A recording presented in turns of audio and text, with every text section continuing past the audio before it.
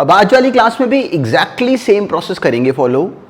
अब क्वेश्चंस आएंगे लाइन से और बिल्कुल पूरे एफर्ट के साथ हर क्वेश्चन को अपने आप सॉल्व करना शुरू करना। देखो यही मेन टास्क है। अपने आप क्वेश्चन अटेम्प्ट करते हो तो जो हमारा लॉजिक बनता है उसका कोई कंपैरिजन नहीं। तो बिल्कुल पहले क्वेश्चन से शुरू हो जाओ, अपने आप ब्रेक करो। अब ये करो सॉल्व। अब देखो इनफैक्ट इस क्वेश्चन में कोई ट्रिक नहीं थी, बस हमने अब बिल्कुल सिंपल मैनिपुलेशन करनी थी। हमें किसी ने बोला कि f2x माइनस fx निकाल दो। तो एक तरीका क्या होता कि हम सिंपली f2x बनाते माइनस fx करते, और वो भी एक पॉसिबिलिटी थी वैसे। पर इस क्वेश्चन में नोटिस करो कि क्यों ना एक काम करें कि fx को सिंप्लीफाई कर लें। कैसे सिंप्लीफाई कर लें? नोटिस करो कि यहाँ पे ax है और यहाँ पे a है।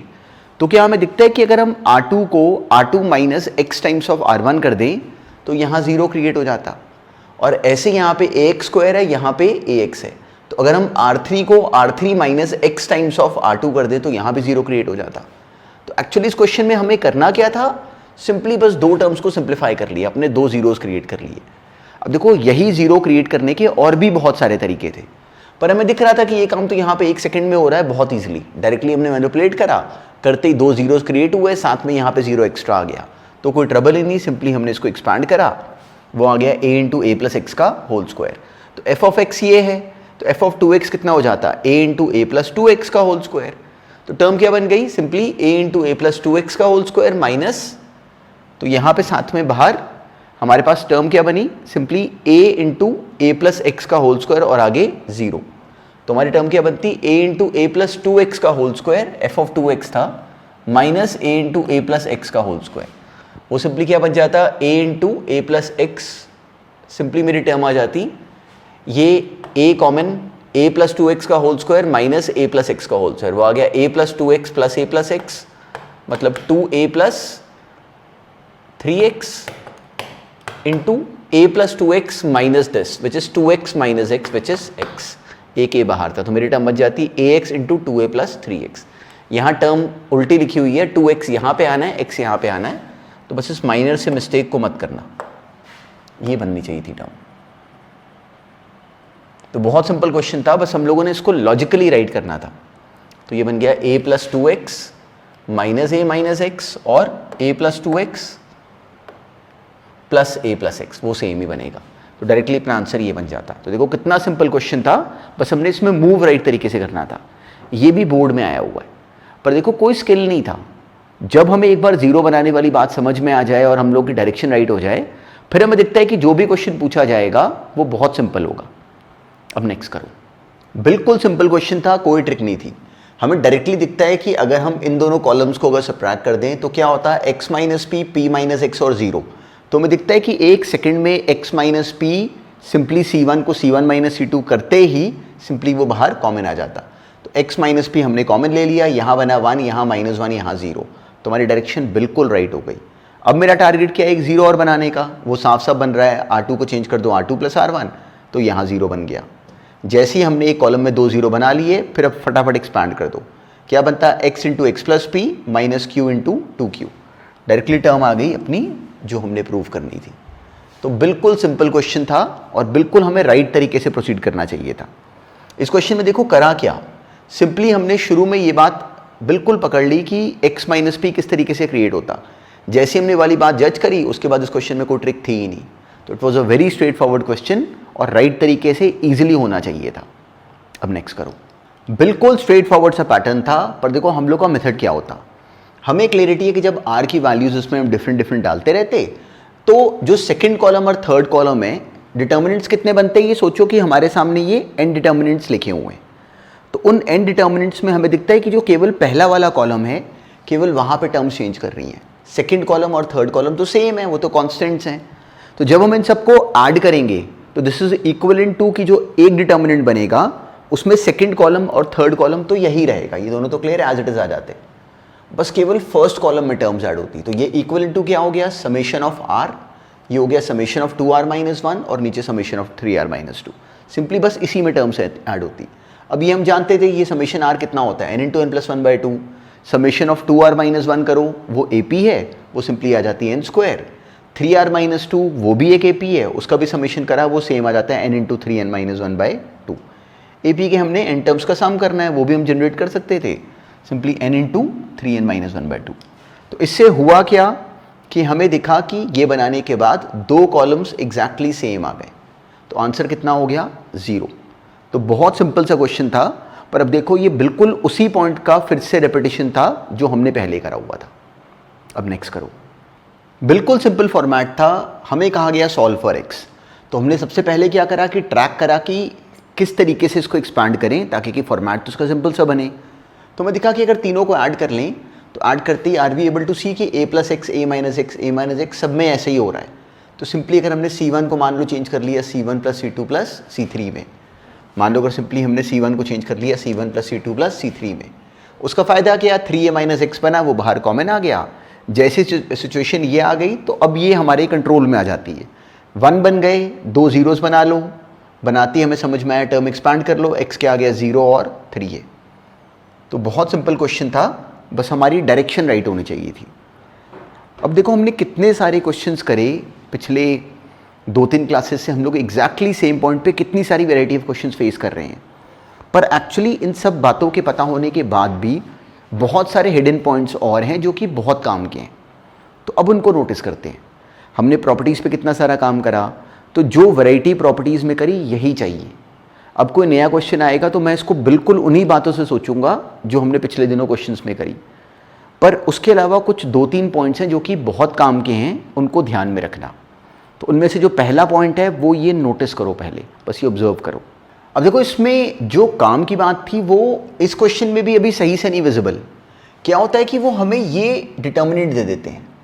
इस क्वेश्चन में तो ये वाली बात ना अभी भी सिंपल है, पर होता क्या है कि वो हमें डायरेक्टली, अच्छा पहले एक बहुत इंपॉर्टेंट बात ध्यान में रखना जो कि हमारे लिए एज अ प्रॉपर्टी ही याद रखना कि determinant of a into B बराबर होता है determinant of a into determinant of b के। बिल्कुल ध्यान में रखना, जैसे हम लोग मैट्रिसेस में करते थे बिल्कुल वैसे ही a इंटू बी का डिटर्मिनेंट बराबर होगा determinant of a into determinant of b के। तो इस पॉइंट को ध्यान में रखना, ये हमें क्वेश्चंस में बहुत हेल्प करेगा।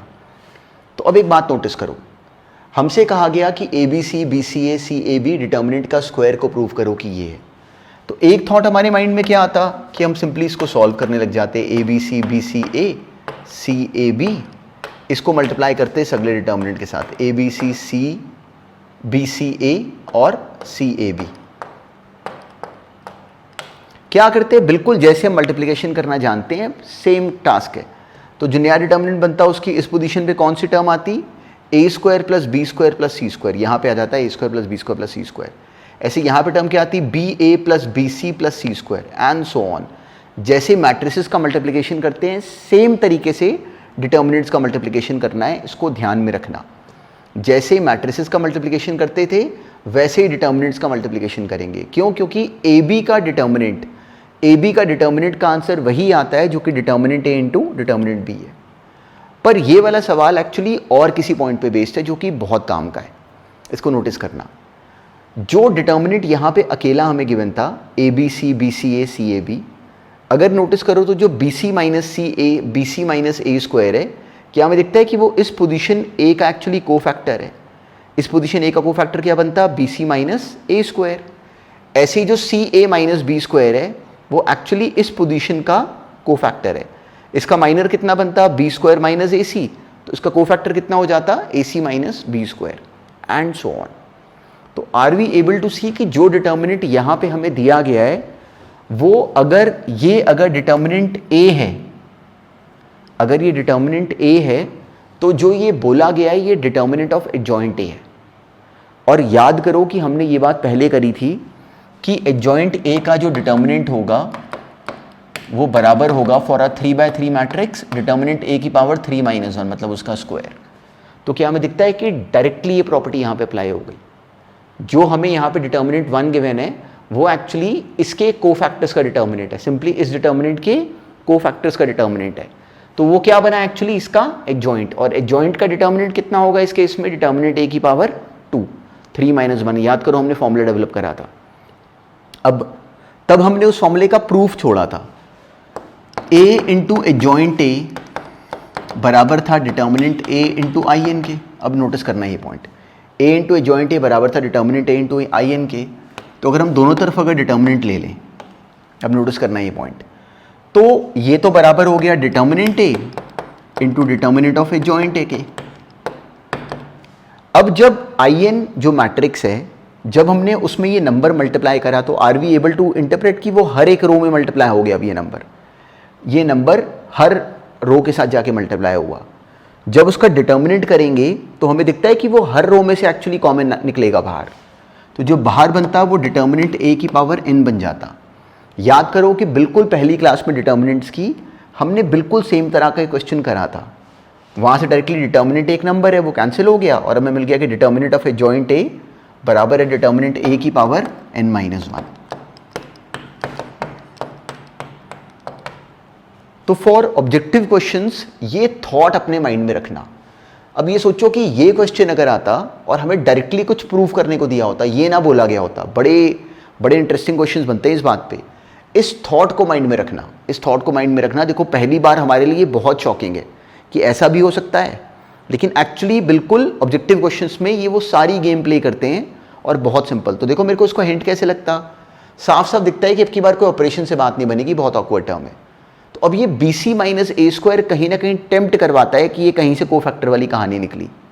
तो हमने नोटिस करा, तो जैसे ही नोटिस करा उसके बाद हम लोग जज कर पाए कि जो ये गिवन है ये किसी मैट्रिक्स ए के एडजॉइंट का डिटर्मिनेंट है। तो इट इज़ वेरी इंपॉर्टेंट। तो ये एक पॉइंट है जिसको हमने ध्यान में रखना है, बिल्कुल ध्यान में रखना है। और बहुत रेयर केस में, खैर स्कूल के एग्जाम में तो हम इस पर नहीं करेंगे ब्लॉक, अगर रेयर केस में कर भी दें तो पूरी तरह ये पॉइंट एक्चुअली बना तो स्कूल की बुक से ही है, तो इसलिए हमें आना तो चाहिए। अब बिल्कुल ऐसे ही इसी तरह का एक इंटरेस्टिंग सा पॉइंट और है जिसका बेसिस एक्चुअली ये बात है कि determinant of A into B बराबर होता है determinant A into determinant B. तो उसका कैसे यूज हो सकता है वो अब ऑब्जर्व करो। अब देखो डायरेक्टली इस क्वेश्चन का हमें कोई कनेक्शन समझ नहीं आता। डायरेक्टली अगर मान लो इस तरह की एक्सप्रेशन हमारे सामने आ जाए तो हम लोग बिल्कुल कुछ कनेक्शन नहीं बना पा रहे कि ये कहाँ से बना ली गई। तो अब एक बहुत काम की बात है, उसको केवल अपने माइंड में रखना फॉर ऑब्जेक्टिव एग्जाम्स और हेल्पफुल है। अब नोटिस करो कि ये a1x1 प्लस b1y1, तो कहीं से ये हिंट आता है अपने माइंड में कि क्या हुआ होगा कि दो डिटर्मिनेंट मल्टीप्लाई करे गए होंगे, जिसमें से ये पिक्चर बनानी ट्राई करते हैं कि एक में a1 हो b1 हो, मतलब यहाँ से a1 हो b1 हो, और सोचो कि एक और डिटर्मिनेंट हो जिसमें यहाँ x1 और यहाँ y1 हो, तो वो बनता है a1x1 प्लस b1y1, पर अगली टर्म मिसिंग है। तो क्या एक वैसे ही ट्राई करें कि यहाँ पे 0 ले लें, यहाँ 0 ले लें।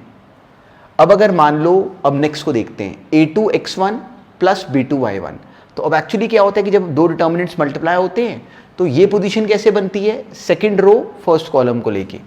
तो अगर मैं यहाँ पे a2 डाल दूँ, यहाँ पे b2 और यहाँ 0 ले लूँ, तो आर वी एबल टू सी कि a2x1 प्लस b2y1 प्लस 0 ही बन गया, वही हमें चाहिए। और ऐसे यहाँ पे ले लें a3 b3 और 0, ऐसे ही यहाँ पे बिल्कुल सेम पैटर्न पे x2 y2 0, x3 y3 और 0। तो आर वी एबल टू जज कि किसी ने अब की बार क्या करा कि इन दोनों डिटर्मिनेंट्स को हमें मल्टीप्लाई करके दे दिया। पर अब की बार जो हमें दो डिटर्मिनेंट्स गिवन है, क्या हमें विजिबल है कि उन दोनों डिटर्मिनेंट्स का डिटर्मिनेंट का जो आंसर है वो अपने आप में 0 है। क्यों? क्योंकि इसका ये कॉलम 0, इसकी ये रो 0, तो 0 इंटू 0 का आंसर कितना आता, 0। और डिटर्मिनेंट ऑफ ए बी बराबर होता है determinant A into determinant B which is 0। तो पहली बार में जब हम इस थॉट को भी देखते हैं तो ये हमें बहुत नया लगता है और बिल्कुल मतलब नॉर्मल बात है। हमें क्लैरिटी है कि अगर क्लास में आके हमने कोई बात अगर नहीं सुनी है तो पहली बार में हमें न्यू लगनी चाहिए। पर अगर सोचो हमारे सामने ये क्वेश्चन अगर डायरेक्टली आता तो हमें दिखता था कि डायरेक्टली इसमें कोई कनेक्शन नहीं बन रहा, हम लोग कुछ नहीं कर पा रहे। तो ऐसे सवालों में वो जो हम लोगों ने जॉइंट वाला पॉइंट करा या जो ये मल्टीप्लिकेशन वाला पॉइंट करा, ये बहुत काम का है। तो ये बहुत ही अलग थॉट है पर बहुत हेल्पफुल है। अब इसी तरह का एक क्वेश्चन और अपने आप ट्राई करके करो। अब ये करो सॉल्व। अब देखो किसी ने हमें ये एक्सप्रेशन दी और कहा कि प्रूव करो कि ये 0 है। तो डायरेक्टली सबसे पहले नोटिस करो कि बिल्कुल बेसिक थॉट पे तो हमें कुछ भी समझ में नहीं आ रहा कि ये क्या हुआ। पर एक बात, अब इसको अगर ब्रेक करने की अगर कोशिश करें तो ये 1 था। ये क्या लिखा हुआ है, cos alpha cos beta plus sine alpha sign beta. ऐसे ही ये cos alpha cos gamma plus sine alpha sign gamma, sine alpha sign gamma. ऐसे ये टर्म क्या थी, cos beta cos gamma plus sign beta sine gamma. यहाँ पे 1, ये है cos beta cos gamma plus sign beta sine gamma, ये बनी एक्सप्रेशन। ऐसे लास्ट वाला cos gamma cos alpha plus sign gamma sine alpha, यहाँ cos gamma cos beta plus sign gamma sign beta, और ये 1, ये बनी एक्सप्रेशन। तो एक्चुअली ये क्वेश्चन ये है। अब हम लोग देखना शुरू करते हैं कि यहाँ पे क्या पॉसिबिलिटी है, क्या कुछ हो रहा है। तो डायरेक्टली तो हमें कुछ पता ही नहीं चल रहा, पर अब एक लिंक पकड़ो। यहाँ पे क्या हुआ इसमें नोटिस करो, cos alpha cos beta sine alpha sign beta. यहाँ पे कॉस अल्फा, जो कॉस अल्फा, अब अगर इस पहले वाले को, अगर हम इस पहले वाले को पढ़ें cos alpha into cos alpha plus sine alpha into sine alpha, तो क्या हमें समझ में आता है कि कुछ इस तरह की सिचुएशन बनी। कॉस अल्फा इधर है, दूसरे डिटर्मिनेंट में कॉस अल्फा इधर हो, तो याद आता cos alpha into cos alpha, यहाँ साइन अल्फा होता और यहाँ साइन अल्फा होता, और साथ में यहाँ 0 होता और यहाँ 0 होता, तो टर्म क्या बनती, cos square alpha plus sine square alpha plus 0, जो कि यहाँ पहले से बनी हुई है। तो इसी पैटर्न को आगे चेक करते हैं। अब अगर मान लो यहाँ पे कॉस बीटा, यहाँ पे साइन बीटा और यहाँ पे 0 अगर होता, तो ये क्या बनता, cos alpha cos beta plus sine alpha sign beta plus 0। देखो ये वही बना हुआ है। और यहाँ पे कॉस गामा साइन गामा और 0, ऐसा ही यहाँ पे भी cos beta sine beta 0, cos gamma sign gamma और 0। तो आर वी एबल टू सी कि इस वाले क्वेश्चन में सिंपली जो हमें यहाँ पे गिवन था, हमने उसको मैनिपुलेट करके इंटरप्रेट करा कि वो एक्चुअली इन दोनों डिटर्मिनेंट्स का मल्टीप्लिकेशन है। तो ये बहुत ज़्यादा आउट ऑफ बाउंड क्वेश्चंस नहीं होते, पर अभी थोड़े साल पहले आईआईटी में 2014 में